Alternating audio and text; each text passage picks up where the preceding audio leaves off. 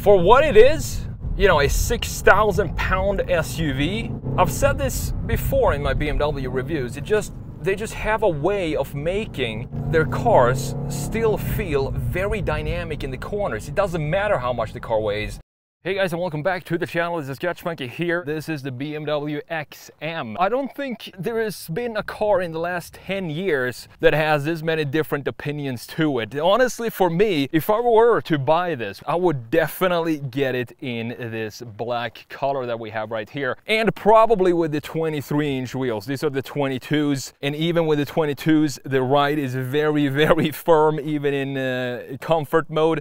So what we're gonna do in this video is we're gonna dive in to the details of this design from a front, side and rear, and also talk about the beautiful interior. There are a couple of changes I want to see in the interior. I think you know what those are already if you watched my channel before. And then of course we're gonna take this for a drive, because driving it, that's the best part about this XM.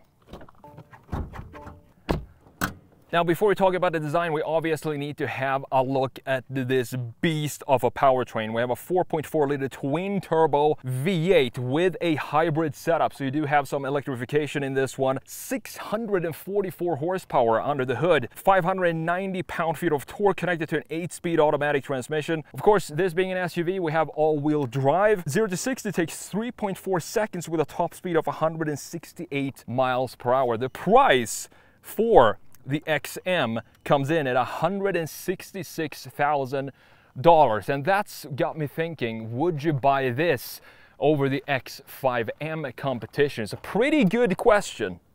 So, talking about the front end design, the business of the XM. In this case, I'm gonna go over the changes I want to see in the front end and what I think BMW did great compared to the concept that came out in 2021. They did make some changes, specifically in the rear end, to this design, changes that I wanted to see in the production version.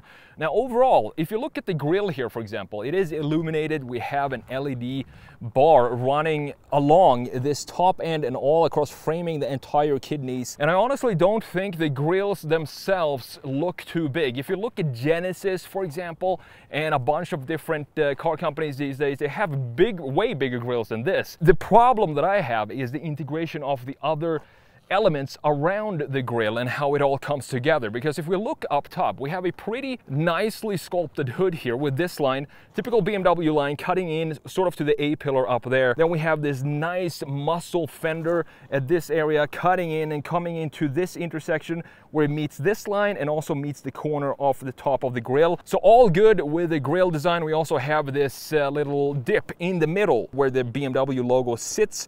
This is a new feature that pretty much every single new BMW has. But when you look at the integration of the daytime run lights and the headlights, this is where it gets very 7 Series. And I don't think, in my opinion here, that the design of the daytime run lights up here, they don't feel like they have any sort of connection to this graphic feature in the bottom and the headlights. We have this diamond shape that you're gonna see comes back across this entire car on the exterior, but also comes back in the interior. And another reason why I think this front end is so complex is if you look at the lower section here, we have a lot going on in the lower section of the bumper. We have everything being open. You can clearly see that now when the sun is out and hitting it. You can see the big radiator back there behind these slots, ribs. You also have the golden XM logo right here. Lower section also completely open. You have the big radar in the middle, and then we have functional slots here and on the very end of the side of the front end. And I think this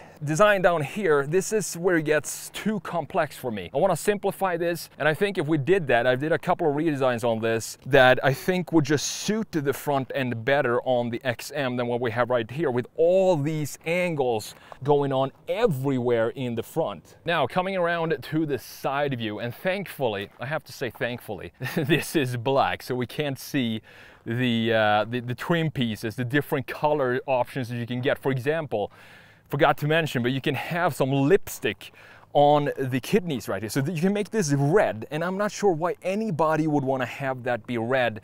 You can also make this additional trim piece here with the XM badge on this piece. You can make this in a contrasting color, so you can have this be white if you want to, but thankfully it's all black. Personally, I would just remove that entire trim piece that goes below the greenhouse and just have it be like a normal greenhouse where the trim goes around the windows and not into the body itself. But the proportions of this, I kind of like the proportions. Not sure if I would call this a coupe SUV, but it has a very sloping roofline going down in a pretty nice way and creating a big mass over the rear axle, in addition to this big muscle line that we have from the corner of the taillight right here, and these gorgeous reflector lights cutting in here and dipping down into the body itself. I also think that the lower section with these, not sure if I should call these side skirt or whatever you want to call them, but I think these are way too pronounced, and I want to dial these down a little bit. They do kind of plant the car on the ground. We also, as you can see, have more of this diamond shape or triangle shape going on here, being able to open the rear doors. You need to have that play there. Looking at the door handles here, again, you have these patterns going on in the door handle itself. Hopefully you can see that. You have this diamond shape going on here. I do like this. This is a nice touch that makes it feel a little bit more special. Nothing really crazy going on with the side mirrors. It looks pretty M-ish with this wing up here. You have the LED indicator integrated right here and the 360 camera. Fantastic camera system on this car, which I'm going to show you when we talk about the interior. And as I said, the wheels, these are the 22s. They might not look like 22s because of the size of the car. This is actually based on the same platform as the X5, so you have the same footprint as you have on the X5, but for some reason this just feels like a bigger car. So we have 22-inch wheels with 315mm wide tires in the rear, and in the front we also have 22-inch wheels, but a little bit thinner wheel with 275mm wide tires. I'm not entirely sure if I like this wheel design. I definitely like the 23s, the design better. If we could have the 23 design in 22 size, I think that would be the optimal solution in this case. Now moving around to the rear end, and I actually like pretty much everything that goes on in the rear. There's a lot of new features, a lot of innovation going on here, and in addition to some connection to older models. If we start up top here, you can see that we have the BMW logo up there. What does that remind you of? To me, it reminds me of the original BMW M1. However, looking at this roof spoiler, I do wish they extended it just a little bit longer. The reason being is, if we look further down here, you can see that we have this just sticking out in the middle of the otherwise very clean rear end. So I want to extend the top roof spoiler up here to house this wiper underneath it and make the entire rear end extremely clean, because we don't even have a BMW logo right here in the middle. It's all clean. The only badge you have is the XM badge. Now what they did different here to the concept from 2021 is, if you look at the concept, it looks like someone just took a noodle and just slapped it on, and he just splashed onto the side of the car, because these taillights on the concept stretches all the way here and kind of comes in and cuts into the side view of the car too much. And I'm glad that they stretched, dialed it back a little bit, took it easy with the design, and just made it cut off in this area instead of having to go all the way back here. This in production version looks so much better than the concept version, even in the front end, because they made the kidneys a little smaller, a little bit more horizontal in the production version. Looking further down, you can see that we have a new integration of tailpipes for BMW. Again, this diamond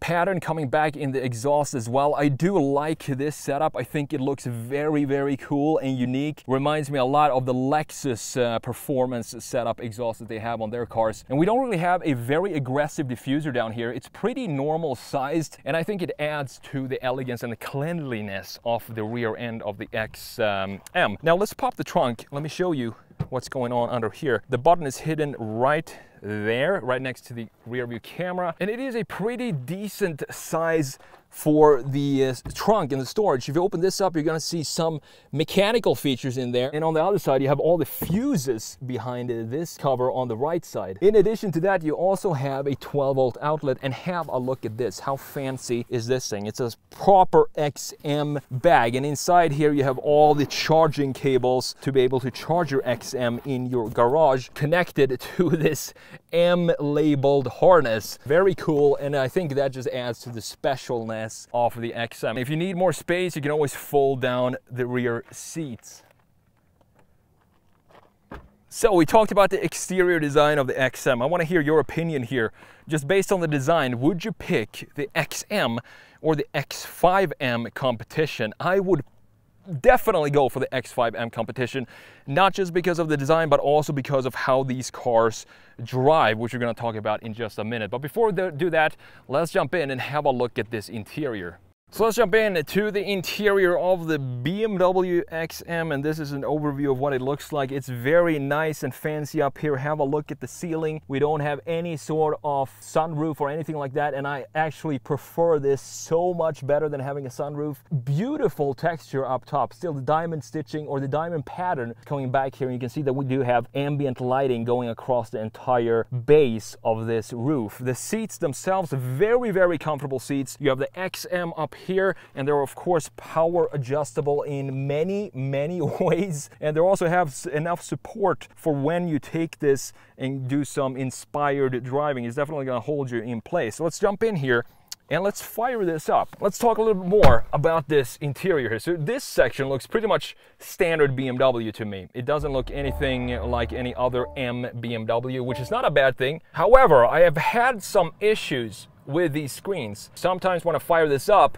everything is just black and dead, and sometimes the gauge cluster work, but the infotainment is dead. If aesthetic reasons wasn't reason enough for having physical buttons for your climate control settings, have a look at this. I can't get the infotainment screen to work. It's completely off. So now I have no way of controlling my AC or anything that's in the software because I can't. It's not working. And that is another reason why I have the most important settings, or still want to have them be physical buttons. So when that didn't work, I had no way of adjusting the climate control settings or anything else for that matter.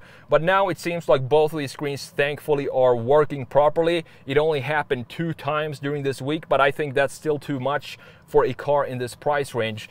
Now looking up top, we do have a head-up display up top. We have this almost skeleton-like integration up here of the infotainment screen and the gauge cluster screen as well. And I do think this integration looks better. It looks better, but still not great than we have on other M cars, because we still see the bracket back here, but it just feels better integrated overall. Coming down to the gauge cluster right here, typical BMW M layout, and you can switch these out so you have a different vibe for the graphics when you switch it into sport, or if you switch it back into a road right here, it's going to switch back to this more traditional looking layout with the tachometer to the right side, speedometer to the left side, and you have the map right in the middle. Now this infotainment screen, not only does it just feel better to have physical buttons for the climate control settings, I know I keep saying that over and over, but this climate menu that we have right here is just way too complex. I mean, have a look at this. This is all settings for the climate control settings, and I don't understand why BMW did it this way. For example,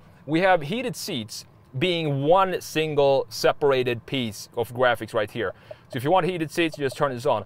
Why can't they just make these two, morph them into one? So if I click minus, it automatically goes into cooled seats. Instead, they decided to do 2 completely separate pieces here. And overall, I don't think this is an optimal solution for having even a digital screen for the climate control settings. Is just way too complicated in my opinion. However, the rest of the screen is pretty cool. You do have Apple CarPlay if you want to plug that in, and if we go into setup right here, you have all the settings for the drivetrain and all of this, as you can see. And if we put it in Sport Plus, it's going to fire up the engine right there. Put everything into Sport Plus. That's what we're going to have when we take this for a drive later on. You also have the configuration here for these M buttons on the steering wheel. If you want to configure these to your specific settings, you can do that in the software. Further down, we do have a lot of carbon fiber in this case, looking nice because it has this matte feel to it.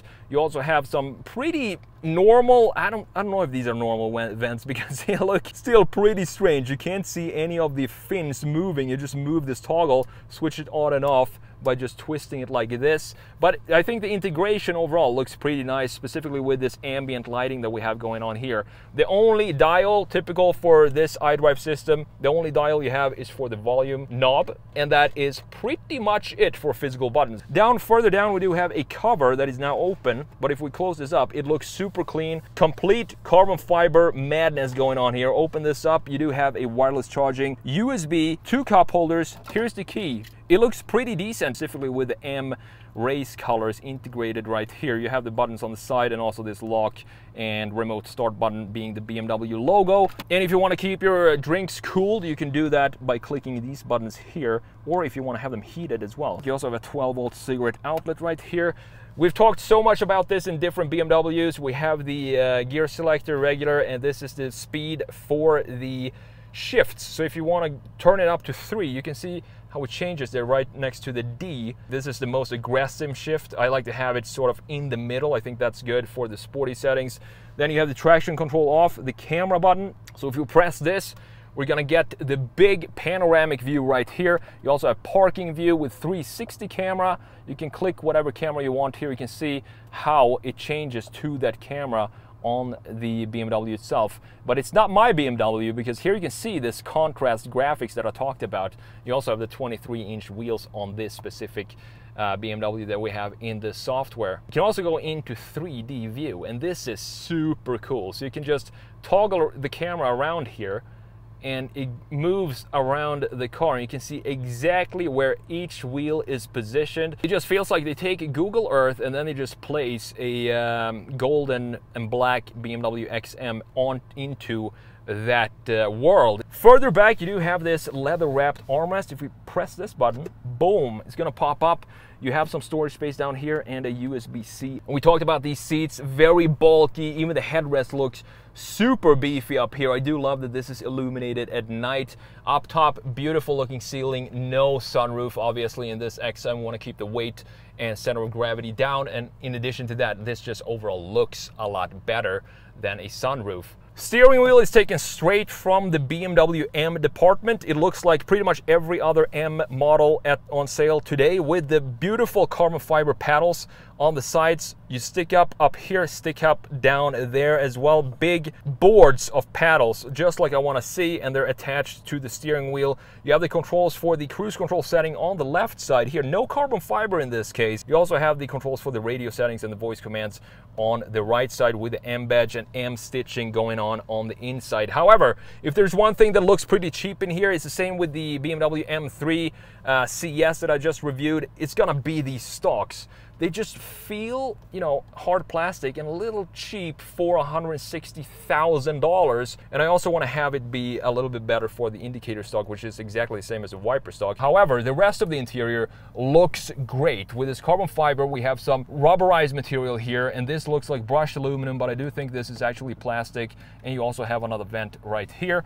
Further down, you have the controls for the light settings. So we talked about the front end. Let's jump back in the back here, because it looks very comfy, and there are a couple of details in the back seat that I absolutely love on the XM. Now, if you are a passenger ever in an XM, you're really gonna enjoy this back seat, because have a look at how this section of the back seat morphs into the door and creates this beautiful continuous curvature into the seat itself. I think that looks great, and it definitely looks very expensive. You also have the M stitching here on the seat belts, and in addition to that, you also have M branded pillows. You can see the XM down there at the bottom. I'm not sure how long these are actually going to stay in here if you own this before you lose them, because they're not attached to anything, but it adds to this upscale feel that you have in the back seat. So let's jump in here and let me show you the climate control settings that we have back here. Dual zone climate control, and we also have heated seats, but we don't have cooled seats. That is definitely something I would want to have in this price range. $160,000, you definitely want to have cooled seats in the back seat. You have 2 USB-Cs down there, and if we fold down the center armrest, you're going to see that we do in fact have 2 cup holders in the back as well. And just sitting back here and lounging, it feels very luxurious. I actually almost prefer this sofa-like back seat that we have compared to the very beefy seats that we have in the front. And you also again have this gorgeous ceiling that you can look at forever and just study these triangles and the patterns that we have, and you can also customize what color you want to have up top. Now, we talked about the exterior design of the XM, we talked about the interior as well, but now it's time to take this absolute beast out on the streets and see what it drives like.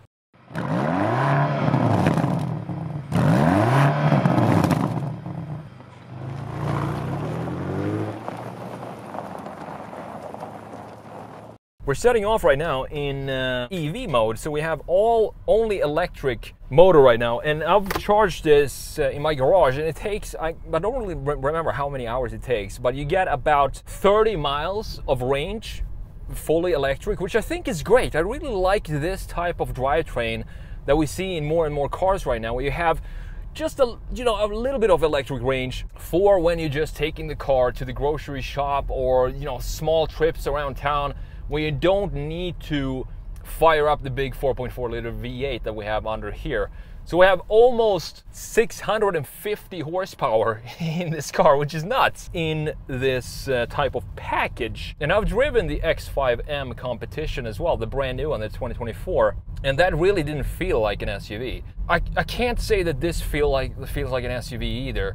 I think we're morphing how packages feel to drive these days. So SUVs that have this sporty character, they can almost, not entirely, but they can almost make them feel like proper sedans, sports sedans these days. I'm not sure if you can see it, but I have everything in as comfortable as possible right now. And keep in mind that we're riding on the 22-inch wheels, and it is still a pretty firm ride. I get it, it's an XM. It's basically the X being the BMW SUVs, M version of all BMW SUVs. So it needs to have, of course, a sporty character.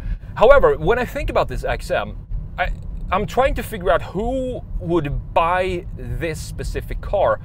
Because when I drove the X5M competition, you can put it in the sportiest setting and it feels rough and harsh, firm, like a race car, but when you go into comfort mode, it actually becomes a pretty comfortable SUV. That is not the case in the XM. It feels like it's always, tensing its muscles and always ready to go, even when you have them in comfort mode. So let's put it in Sport Plus. Let's fire up this beautiful 4.4 liter V8, and now we switch from the most comfortable to the most firm and sporty setting, and you can definitely instantly feel the change in the ride. It just feels a lot stiffer, obviously. It just pulls. However, having this type of package, this size of car, and if you have 650 horsepower in it, 0 to 60 in just over 3 seconds, you can't hide the weight. This one is over 6,000 pounds. So the sensation of acceleration, it definitely doesn't feel like it does 0 to 60 in just over 3 seconds. It doesn't feel that quick to me. So let's pop it into manual mode and let's go.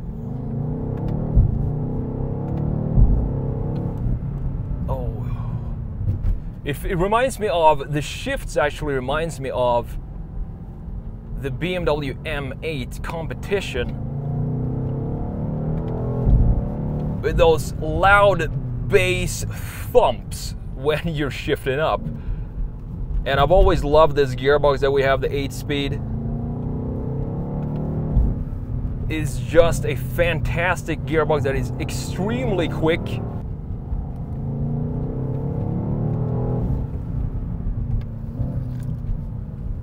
For what it is, a 6,000 pound SUV. I've said this before in my BMW reviews. They just have a way of making their cars still feel very dynamic in the corners. It doesn't matter how much the car weighs. It is, of course, you can't fool the laws of physics, obviously. It's not as nimble as the M3 CS that I just reviewed. But for a big 6,000 pound SUV, I don't know if it gets any better than this when it comes to handling and how much fun it is to drive. If you have this type of acceleration, you want to make sure that you also have a proper brake power. And these brakes in sport mode right now, they feel great on this type of road. I would not want to have it. I really don't want to have the brakes in sport mode when I'm driving in town, because it gets kind of jerky. You have two different settings for it. You have comfort and you have sport. And when you're driving on roads like this, it makes sense to have it in sport, but when you're in town, to remove some of the jerkiness, you definitely want to have it in comfort.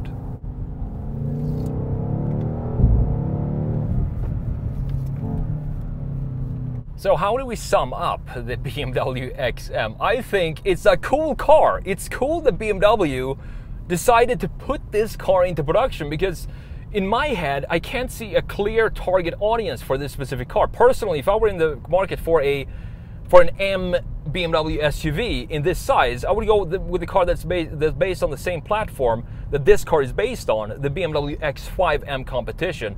Because as I said, that is more of an all-rounder SUV when it comes to comfort and sport. But at the same time, it's very cool that BMW are experimenting with this type of packages, specifically with a hybrid drivetrain, having this be electric for 30 miles if you want to. And if you want to have some fun, you just fire up the 4.4 liter twin turbo V8 and off you go. Thank you so much for watching, and I will see you in the next video.